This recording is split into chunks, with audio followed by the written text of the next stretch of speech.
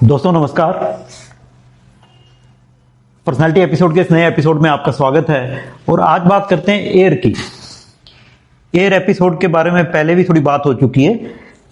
अभी जो हम बात कर रहे हैं वो एवोल्यूशन ऑफ अ एलिमेंट की बात कर रहे हैं कि एक एलिमेंट अलग अलग साइंस में कैसे बिहेव करता है, उसका थोड़ा डिफरेंस है।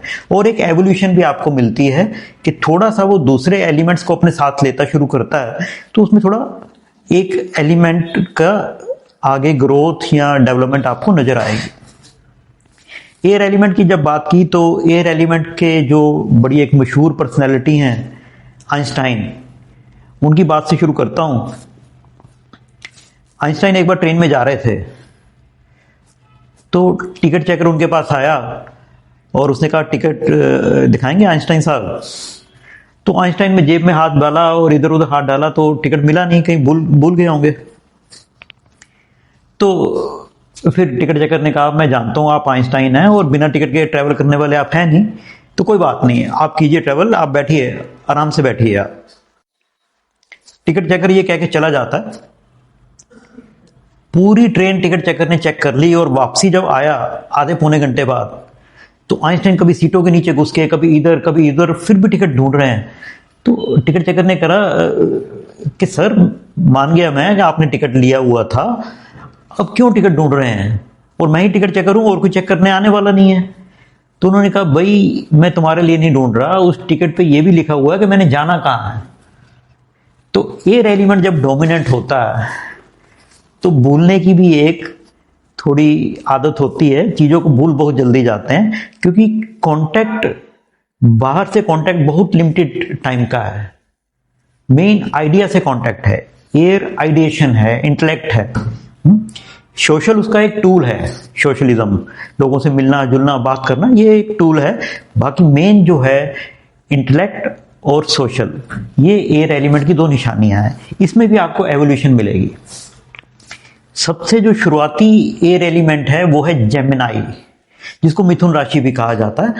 और मिथुन राशि का जो सिंबल है आप जानते ही हैं कि उसमें एक पुरुष और एक स्त्री को दिखाया गया है। कई जगह पे ऐसा दिखाया गया है कि पुरुष के हाथ में गदा है और स्त्री के हाथ में वीणा है। मीन्स एफर्ट भी है और म्यूजिक भी है। अगर आपको फिलोसफी सीरीज आपने देखी हो तो ये जिम्नास्टिक वाली बात है कि बॉडी को एफर्ट और माइंड के लिए म्यूजिक, ये दोनों चीजें हैं। तो बॉडी और माइंड दोनों का ख्याल रखने वाला ये साइन है जेमिनाई। ये एयर एक सर्कुलेटिंग एयर है तो एयर, लेकिन सर्कुलेटिंग एयर है, एक जगह पे ज्यादा रुकने वाली हवा नहीं है। मैं हवा हूं कहां वतन मेरा, तो ये हवा इधर उधर घूमती रहती है। ये जेमिनाई की पहली एयर है। इसकी जो कहानी से अगर हम समझें इसको, इसकी मेन क्वालिटी को, तो मनु और उनकी वाइफ शरदा, इन्होंने एक यज्ञ किया जिससे वे पुत्र चाहते थे। अब शरदा को पुत्री चाहिए थी और मनु को पुत्र चाहिए था। तो हुआ क्या, यज्ञ के बाद लड़की पैदा हुई। मनु इससे सेटिस्फाई नहीं थे। उन्होंने जो पुरोहित थे उनसे रिक्वेस्ट की कि देखिए मैं तो बेटा चाहता हूं। तो उन्होंने कहा, उन्होंने फिर कुछ मंत्र वगैरह पढ़े और वो परिवर्तित होकर एक स्त्री के रूप में, एक बिटिया के रूप में उनके यहाँ पैदा हुई, जिसका बेटे के रूप में पैदा हुआ, जिसका नाम था सुदम्यन। अब सुदम्यन बड़ा हुआ, लेकिन जो चीज होनी होती है वो होती है। वो एक बार घूमते घूमते श्रवण वन में चला गया, जो शिवजी का पवित्र क्षेत्र है, जहां पे शिव और पार्वती विहार करते हैं। और उस वन में प्रवेश करने वाले को जैसे कोई प्रवेश करता था वो स्त्री बन जाता था। तो सुदम्यन वहां चला गया और वो भी स्त्री में परिवर्तित हो गया। और वापस आके नदी में देखता है तो उसको बड़ा दुख होता है कि मैं स्त्री बन चुका हूं। और फिर फरियाद होती है, भगवान शिव के आगे प्रार्थना करता है कि मेरा जो पुरुष वाला रूप है मेरे को वापस कर दो। स्त्री के रूप में उसका नाम हो जाता है ईला। और भगवान शिव उसको वरदान देते हैं कि 1 महीना तेरा स्त्री वाला रूप रहेगा, 1 महीना पुरुष वाला रूप रहेगा। जब स्त्री वाला रूप होता है तब बुध, महात्मा बुद्ध नहीं, जो प्लैनेट बुध है, मरकरी जिसको बोलते हैं, तो बुध उस वक्त इस पे मोहित हो जाते हैं और इन दोनों का शादी हो जाती है। तो उस कला से हर महीने जो अपना विपरीत अपने आप को बदल लेना, वो इला की एक क्वालिटी थी। अल्टीमेटली प्रार्थना करने के बाद बुद्ध फिर उनको एडवाइस देते हैं कि तुम प्रार्थना करो जिससे कि तुम वापस परमानेंट मेल बन जाओ। लेकिन ये जेमिनाई को समझने के लिए ये बहुत अच्छी कहानी है। अपने आप को परिवर्तित करने की कला, फ्लेक्सिबिलिटी। जेमिनाई इमीडिएटली जिसके साथ जैसा, पुरुष के साथ पुरुष, स्त्री के साथ स्त्री, तो ये स्त्रियों के साथ भी बातचीत कर सकते हैं, पुरुषों के साथ भी बात कर सकते हैं, सारे टॉपिक, किसी भी टॉपिक में बात करनी है कर सकते हैं। बहुत फ्लेक्सिबिलिटी है। और दूसरी क्षमता है अपने से ऑपोजिट से जुड़ना, बहुत इमीडिएट है इनके लिए। अपने से ऑपोजिट जुड़ने में इनको कोई दिक्कत नहीं है और इनको एटलीस्ट लगता ही है कि ऑपोजिट से जुड़ना एक अच्छी बात है। ये जेमिनाई की बड़ी खास बात है। और जहां पे भी ड्यूअलिटी है, right hand left hand, right I left I, right year left ear, ये सारे जहां पे ड्यूअलिटी है वहां पे जेमिनाई साइन आपको मिलेगा। और क्योंकि ये साइन जो जेमिनाई का पराशर ऋषि ने बताया जो हिस्सा मेन है, वो ये वाला हिस्सा है जहां पे हमारी दोनों बाजू हैं, और ये वाला हिस्सा गले के पास वाला हिस्सा वो भी जेमिनाई में ही आता है। तो कम्युनिकेशन स्किल्स बड़ी अच्छी है। आर्म्स जो कि स्किल का मेन हिस्सा है, तो स्किल बहुत अच्छी है, कम्युनिकेशन अच्छी है, स्किल अच्छी है, फ्लेक्सिबिलिटी है, परिवर्तित हो सकते हैं। ये अच्छी चीजें हैं जेमिनाई साइन की। ये जेमिनाई की जो एयर है, सर्कुलेटिंग एयर, इसकी अच्छी क्वालिटीज हैं। कौन सी चीजों पे ध्यान देने वाले जेमिनाई को? बहुत ज्यादा बोलना, एक्सेसिव बातचीत करना, ये जेमिनाई की वीकनेस है। और कई बार इनको ऐसा भी कहा जाता है कि तू गिरगिट की तरह रंग बदल देता है। कोई स्टैंड ना ले पाना, हर पल में तोला पल में माशा, ये भी जेमिनाई की एक खासियत है। कई बार इनको ऐसा भी कहते हैं ये ओवर क्लेवर है, मैनिपुलेटिव है। तो जो पल पल बदलने वाली जो कला है, कहीं पे अच्छी भी यूज होती है, कहीं पे ये नुकसानदेह भी हो जाती है। हिस्टोरिकल देखें, हिस्टोरिकली हमें जेमिनाई की जो एक अच्छी बात जो सबसे अच्छी है, हमने फायर साइन में जब बात की थी ना, तो युधिष्ठिर फंस जाता है। उस मूवमेंट में प्रेजेंट नहीं था, वैसे बहुत बड़ा विजन था, लेकिन उस मूवमेंट में स्किल नहीं थी उसके पास। उस मूवमेंट में क्या स्किल चाहिए, उस मूवमेंट में जो सतर्कता, अलर्टनेस चाहिए, वो जेमिनाई से सीखने वाली बात है। ओडिसियस की कहानी से आपको पता लगेगा। ओडिसियस एक बार फंस गया, तो वहां पे बहुत बड़ा एक दैत्य था, उस राक्षस का नाम था पॉलीफीमस। अब वहां से छुटकारा पाना है और अपने साथियों को भी बचाना है। धीरे धीरे उसके साथी कम होते जा रहे हैं, पॉलीफीमस उनको खाता जा रहा है। तो ओडिसियस ने एक स्ट्रेटजी सोची, उसने बहुत ज्यादा शराब पिला दी पॉलीफीमस को। पॉलीफीमस ने उससे नाम पूछा कि तुम्हारा नाम क्या है? उसने कहा my name is nobody. My name is nobody कह दिया, इसके पीछे स्ट्रेटेजी थी। जब वो शराब में बिल्कुल धुत हो जाता है, तो ओडिसियस और उसके साथी मिलके, उसकी एक ही आंख थी पॉलीफीमस की, उस आंख को फोड़ देते हैं। और जब वो फोड़ देते हैं, उसको नजर आना बंद हो जाता है, तो वो कहता है कि nobody is hitting me, nobody is hitting me. तो कोई उसका साथ नहीं देता, उनको लगता है कि ये ऐसे कह रहा है कि मेरे को कोई नहीं मार रहा, मेरे को कोई नहीं मार रहा, तो कोई उसके साथ नहीं आता, क्योंकि इस फ्रेज का मतलब यही था कि मेरे को कोई नहीं मार रहा, nobody is hitting me. तो ये ओडिसियस की स्ट्रेटेजी थी। उस स्ट्रेटेजी के कारण ही वो और उसके साथी गुफा से बाहर चले जाते हैं, क्योंकि डेली गुफा का द्वार बंद होता है और खुलता तब है बेड़ों को ले जाने के लिए।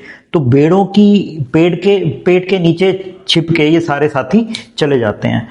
तो जेमिनाई को अगर सैजिटेरियस के कंपैरिजन में देखें, सैजिटेरियस धर्म के साथ तो है, लेकिन उस मोमेंट में वो मिस कर जाता है कि क्या देखना है। तो जेमिनाई की नज़र बड़ी पक्की है इस मामले में। इंस्टेंट उनके पास बात कहने को होती है, एग्जाम्पल कहने को होती है, कोई मेटाफर दे सकते हैं, कुछ ना कुछ युक्ति बनाना, ये जेमिनाई की अच्छी बात है।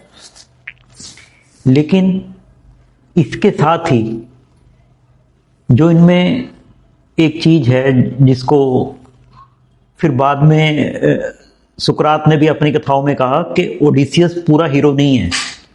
क्यों नहीं है? क्योंकि मैनिपुलेटिव है, ओवर क्लेवर है।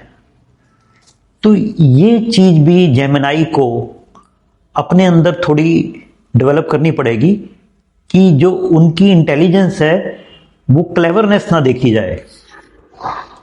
कई बार हम इंटेलिजेंस होते हैं लेकिन वो इंटेलिजेंट हम अपनों के खिलाफ ही यूज कर देते हैं, उसको क्लेवरनेस देखा जाता है फिर।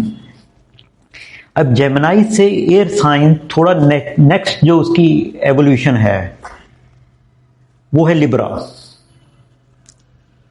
तुला राशि। तुला राशि भी एयर साइन है लेकिन जेमिनाई से अलग एयर साइन है। एयर साइन में कम्युनिकेशन, सोशल कनेक्शन, ये सब चीजें होती हैं, वो लिब्रा में भी हैं, लेकिन जेमिनाई से इवॉल्व हो गया ये। अब थोड़ा इसमें वाटर आ गया है, बहुत ही सोशल साइन है लिब्रा। लिब्रा को एक संतुलन बना के रखना, ये जो एटमॉस्फेरिक एयर है ना, ये संतुलन बना के रखती है। टेम्परेचर को बहुत ज़्यादा ऊपर जाने पे भी संतुलन बनाती है, घटने पे भी संतुलन बनाती है। तो पूरा एटमॉस्फेयर वो लिब्रा है। वो जो लोकल एयर थी वो थी जेमिनाई, जो एटमॉस्फेरिक एयर है वो है लिब्रा। लिब्रा को जो बॉडी में पार्ट गिना जाता है वो है हमारे इंटरनल रिप्रोडक्टिव ऑर्गन्स, जहां पे हमारी सारी गंदगी स्टोर होती है। यूरिन, स्टूल सब स्टोर होता है, वो ऑर्गन लिब्रा के पास आते हैं। अब ये बड़ी इंटरेस्टिंग बात है कि लिब्रा इज वेरी सोशल। गंदगी को स्टोर तो किया हुआ है लेकिन गंदगी डिस्चार्ज कहां करनी है उसके बारे में अवेयर है। That has to be discharge in private. किसी को बुरा कहना है तो प्राइवेट में कहना है, किसी की तारीफ करनी है तो पब्लिक में करनी है। Good in the public, bad in the private, ये लिब्रा की सबसे बड़ी निशानी है। बहुत ही सोशल इंटेलिजेंस बहुत ज्यादा है इसके पास। तो लिब्रा के पास सोशल इंटेलिजेंस है। एक संतुलन बना के रखना, एक संतुलन बना के रखना ये लिब्रा में है। तो अगर लिब्रा साइन डोमिनेंट है तो नेगोशिएशन और डिप्लोमेसी इसमें बहुत बढ़िया काम करते हैं लिब्रा साइन के डोमिनेंट लोग जो होते हैं। तो रिलेशनशिप्स, जो लॉन्ग टर्म रिलेशनशिप्स हैं, एक तो रिलेशनशिप है वन ऑफ ट्रांजैक्शन, वो जेमिनाई वाली ट्रांजैक्शन है। किसी को एक बार मैं हरा दिया, आर्ग्यूमेंट में हरा दिया, वो एक बार का ट्रांजैक्शन है लेकिन दूसरी बार वो मेरे से बहस नहीं करेगा। जो mutual transaction, long term transaction चलती है, डिप्लोमेटिक रिलेशंस बनते हैं कंट्रीज में, वो लिब्रा से डोमिनेटेड होते हैं। Give and take, give and take. तो ये लिब्रा की बड़ी खास बात है, गिव एंड टेक, म्यूचुअलिटी। उसको भी मिले, मेरे को भी मिले, दोनों को मिल जाए, ये लिब्रा की म्यूचुअलिटी है। लिब्रा का जो लव है वो अनकंडीशनल लव नहीं है, ये कैंसर साइन वाला लव नहीं है, ये कंडीशनल लव है। तुम प्यार कर रहे हो तो मैं भी प्यार कर रहा हूं, तुम प्यार नहीं कर रहे हो तो मैं भी प्यार नहीं कर रहा। तो लिब्रा म्यूचुअलिटी का साइन है, नेगोशिएशन का साइन है, स्ट्रेटजी है बैलेंस बनाने की। इसका सबसे बड़ा जो कहानी से समझे, लिब्रा की स्ट्रेटजी को समझते हैं शुक्राचार्य के थ्रू। शुक्राचार्य दैत्यों के गुरु हैं। अब उनके पास एक विद्या थी, संजीवनी विद्या, जिससे वो मृत को भी जीवित कर सकते थे। अभी देवों के पास वो विद्या नहीं थी, तो देवता स्ट्रेटजी बना के बृहस्पति के पुत्र कच्छ को भेजते हैं शुक्राचार्य के पास शिक्षा लेने के लिए। तो संजीवनी विद्या की शिक्षा ले आ। शुक्राचार्य को पता था कि ये बृहस्पति का बेटा है फिर भी वो उसको संजीवनी की शिक्षा देते हैं। और शुक्राचार्य की बेटी देवयानी कच्छ के प्यार में पड़ जाती है। अब बाकी असुरों को जब पता लगता है कि ये हमारी विद्या देवताओं के पास भी जा रही है, तो वो एक प्लान बनाते हैं कि कच्छ को उन्होंने मार देना है। तो वो कच्छ को मार देते हैं और उसके शव का चूरा बना देते हैं और उस चूरे को शराब में मिला के शुक्राचार्य को पिला देते हैं। अब काफी दिन कच्छ नजर नहीं आता शुक्राचार्य को। देवयानी भी थोड़ी विचलित है कि कच्छ कहाँ गया, कच्छ कहाँ गया। तो शुक्राचार्य को समझ आता है और कि कच्छ को इन्होंने मार दिया और कच्छ उनके अंदर है। अब वो अपने अंदर कच्छ को संजीवनी विद्या देते हैं और उसको कहते हैं तुम मेरे को बाहर आके मार के बाहर आ जा और फिर बाहर आके संजीवनी विद्या से तुम मेरे को जीवित कर देना। इस तरह का रिस्क टेकर है लिब्रा, क्योंकि इसके पास सोशल इंटेलिजेंस है, सोशल बैलेंस, कि देवताओं और असुरों का बैलेंस बनाए रखना है। ये लिब्रा का बहुत बड़ा साइन है। तो बैलेंस, नेगोशिएशन, जस्टिस, ये मेन साइन है लिब्रा के। लिब्रा को सुधारना क्या है? बैलेंस बनाने के चक्कर में कई बार इनडिसिजिव, क्योंकि जस्टिस की हालत आप देख रहे हो, जस्टिस में कई बार बैलेंस बनाना नेसेसिटी नहीं है। एक पार्टी कई बार गिल्टी होती है, गिल्टी को सजा देना। आप ये नहीं कह सकते कि वो भी अपनी जगह ठीक है, वो भी अपनी जगह ठीक है, तो कहीं पे स्टैंड लेना होता है। तो लिब्रा कई बार अपना जो डिसीजन है उसको स्लो कर देता है। तो लिब्रा को एक तो ये आदत सुधारनी है। दूसरी है कि ये अनबैलेंस हमेशा क्रिएट करते हैं। पहले अनबैलेंस क्रिएट करना है, फिर बैलेंस क्रिएट करना है।